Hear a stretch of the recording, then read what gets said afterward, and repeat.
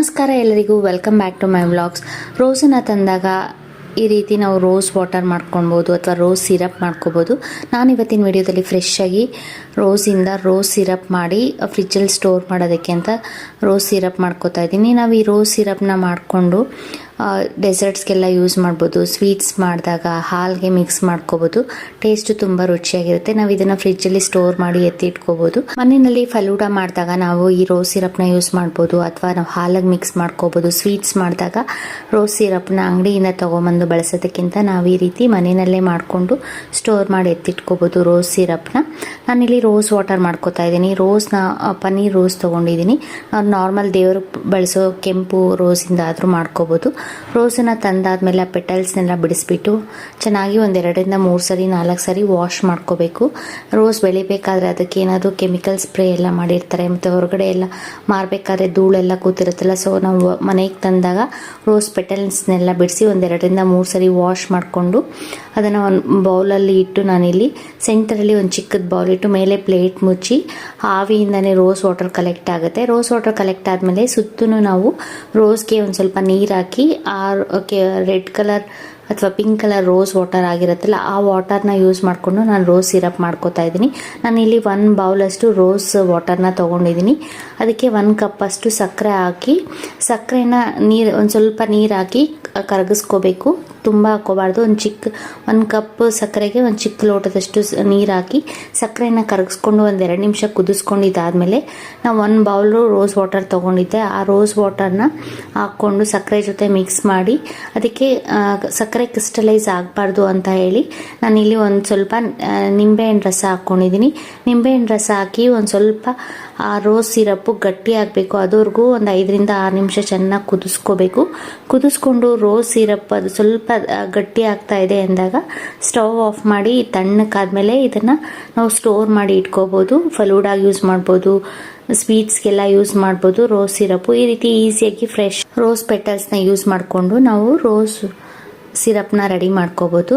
ನಾನಿಲ್ಲಿ ಸ್ವಲ್ಪ ಗಟ್ಟಿ ಆಗೋವರೆಗೂ ಕುದಿಸ್ಕೊಂಡಿದ್ದೀನಿ. ಕುದಿಸ್ಕೊಂಡು ಸ್ಟವ್ ಆಫ್ ಮಾಡಿಕೊಂಡು ತಣ್ಣಕ್ಕಾದ್ಮೇಲೆ ನೋಡಿ ರೋಸ್ ಸಿರಪ್ ರೆಡಿ ಆಗಿದೆ. ಈ ಥಿಕ್ನೆಸ್ ಬರೋವರೆಗೂ ನಾವು ಕುದಿಸ್ಕೊಂಡು ಸ್ಟವ್ ಆಫ್ ಮಾಡಿಕೊಂಡು ಇದನ್ನು ತಣ್ಣಕ್ಕಾದ್ಮೇಲೆ ಈ ರೀತಿ ಒಂದು ಗ್ಲಾಸ್ ಬಾಟ್ಲಲ್ಲಿ ಹಾಕಿ ಸ್ಟೋರ್ ಮಾಡಿ ಎತ್ತಿಟ್ಕೋಬೋದು ಫ್ರಿಜ್ಜಲ್ಲಿ. ಹೊರಗಡೆಯಿಂದ ಅಂಗಡಿಯಿಂದ ಕೊಂಡ್ಕೊಂಡು ತರೋದಕ್ಕಿಂತ ಈ ರೀತಿ ನಾವೇ ಫ್ರೆಶ್ ರೋಸ್ನ ತೊಗೊಂಬಂದು ರೋಸ್ ಪೆಟಲ್ಸಿಂದ ಈ ರೀತಿ ನಾವು ರೋಸ್ ಸಿರಪ್ನ ರೆಡಿ ಮಾಡ್ಕೋಬೋದು. ರೋಸ್ ಸಿರಪ್ ರೆಡಿ ಆಯಿತು. ಇದನ್ನು ಫ್ರಿಜ್ಜಲ್ಲಿ ನಾನು ಗ್ಲಾಸ್ ಬಾಟ್ಲಲ್ಲಿ ಸ್ಟೋರ್ ಮಾಡಿ 1 ಮಂತ್ ಸ್ಟೋರ್ ಮಾಡಿ ಇಟ್ಕೋತಾ ಇದ್ದೀನಿ. ಈ ರೀತಿ ನಾವು ರೋಸ್ ಪೆಟಲ್ಸ್ ಅಥವಾ ರೋಸ್ನ ಮನೆಗೆ ತಂದಾಗ ಅದರಿಂದನೇ ರೋಸ್ ಸಿರಪ್ ಮಾಡ್ಕೋಬಹುದು.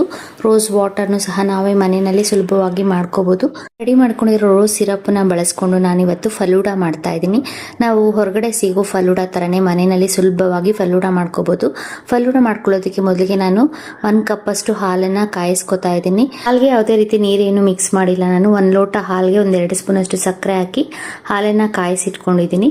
ಹಾಲನ್ನ ಒಂದು ಸ್ವಲ್ಪ ಹೊತ್ತು ಕುದಿಸ್ಕೋಬೇಕು. ಕುದಿಸ್ಕೊಂಡು ಹಾಲು ಕಾಯಿಸ್ಕೊಂಡು ರೆಡಿ ಮಾಡಿಕೊಂಡು ಅದು ತಣ್ಣಕ್ಕಾಗಬೇಕು. ಹಾಲು ತಣ್ಣಕ್ಕಾಗಬೇಕು ಅಂದರೆ ಸ್ವಲ್ಪ ಬೆಚ್ಚಗಾದ್ಮೇಲೆ ನೀವು ಫ್ರಿಜ್ಜಲ್ಲಿ ಇಟ್ಟು ಹಾಲನ್ನು ತಣ್ಣಕ್ಕೆ ಮಾಡ್ಕೋಬೋದು. ಹಾಲು ತಣ್ಣಕ್ಕಾದ್ಮೇಲೆ ನಾನು ಅದಕ್ಕೆ ಅಂತ ಮನೆಯಲ್ಲಿ ನಾವು ಯೂಸ್ ಮಾಡೋ MTR ವಾಮಿಸೆಲಿ ಇರುತ್ತಲ್ಲ, ಆ ವಾಮಿಸೆಲಿನ ಬೇಯಿಸಿಟ್ಕೊಂಡಿದ್ದೀನಿ. 1-2 ಸ್ಪೂನಷ್ಟು ವಾಮಿಸೆಲಿನ ಬೇಯಿಸ್ಕೊಂಡಿದ್ದೀನಿ. ಫಲೂಡಾ ಮಾಡ್ಕೊಳ್ಳೋದಕ್ಕೆ ಅಂತಲೇ ವಾಮಿಸೆಲಿ ಬೇರೆ ಬರುತ್ತೆ, ಅದನ್ನು ತೊಗೊಂಬಂದಾದರೂ ನಾವು ಫಲೂಡಾ ಮಾಡ್ಕೋಬೋದು. ನಾನಿಲ್ಲಿ ಮನೇಲಿ ನಾವು ಯೂಸ್ ಮಾಡೋ ನಾರ್ಮಲ್ ಪಾಯಸಕ್ಕೆಲ್ಲ ಯೂಸ್ ಮಾಡೋ ಸೇಮಿಯಾನೇ ನಾನು ಒಂದು ಸ್ವಲ್ಪ ಎಣ್ಣೆ ಹಾಕಿ ಬೇಯಿಸ್ಕೊಂಡು ಇಟ್ಕೊಂಡಿದ್ದೀನಿ.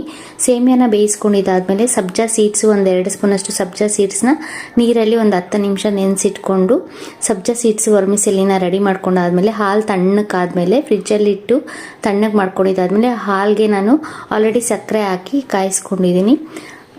ಅದಕ್ಕೆ ನಾನು 1-2 ಸ್ಪೂನಷ್ಟು ರೋಸ್ ಸಿರಪ್ನ ಹಾಕಿ ಮಿಕ್ಸ್ ಮಾಡ್ಕೊಂಡಿದ್ದೀನಿ ಹಾಲ್ಗೆ.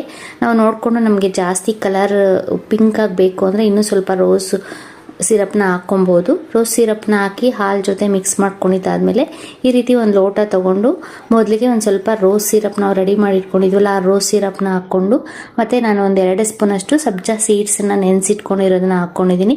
ಅದ್ರ ಜೊತೆಗೆ ನಾವು ಬೇಯಿಸಿಟ್ಕೊಂಡಿರೋ ಸೇಮಿಯಾನ ಹಾಕ್ಕೋತಾ ಇದ್ದೀನಿ. ಫಲೂಡಾಗೆ ಅಂತಲೇ ಬೇರೆ ಸೇಮಿಯಾ ಬರುತ್ತೆ. ನಾವು ಮನೆಯಲ್ಲಿ ಯಾವ ಸಿಗುತ್ತೋ ಆ ಸೇಮಿಯಾನ ಬಳಸ್ಕೊಂಡು ನಾನಿಲ್ಲಿ ಫಲೂಡಾ ಮಾಡ್ಕೋತಾ ಇದ್ದೀನಿ. ಆ ಸೇಮಿಯಾನ ಬೇಯಿಸಿಟ್ಕೊಂಡು ಸೇಮಿಯಾನ ಹಾಕ್ಕೊಂಡಾದ್ಮೇಲೆ ಅದಕ್ಕೆ ಒಂದು ಸ್ವಲ್ಪ ರೋಸ್ ಸಿರಪ್ ಹಾಕ್ಕೊಂಡು ಮತ್ತೆ ಬೇಕು ಅಂದರೆ 1 ಸ್ಪೂನಷ್ಟು ಸಬ್ಜಾ ಸೀಡ್ಸ್ನ ಹಾಕ್ಕೋಬೋದು. ಈಗ ನಾನು ಇದಕ್ಕೆ ನಾವು ಹಾಲನ್ನು ಹಾಕ್ಕೋತಾ ಇದ್ದೀನಿ. ಹಾಲನ್ನು ಹಾಕ್ಕೊಂಡಿದ್ದಾದ್ಮೇಲೆ ಮತ್ತೆ ಒಂದು ಸ್ವಲ್ಪ ಸೇಮಿಯಾ ಮತ್ತು ಒಂದು ಸ್ವಲ್ಪ ಸಬ್ಜಾ ಸೀಡ್ಸನ್ನು ಹಾಕ್ಕೋತಾ ಇದ್ದೀನಿ.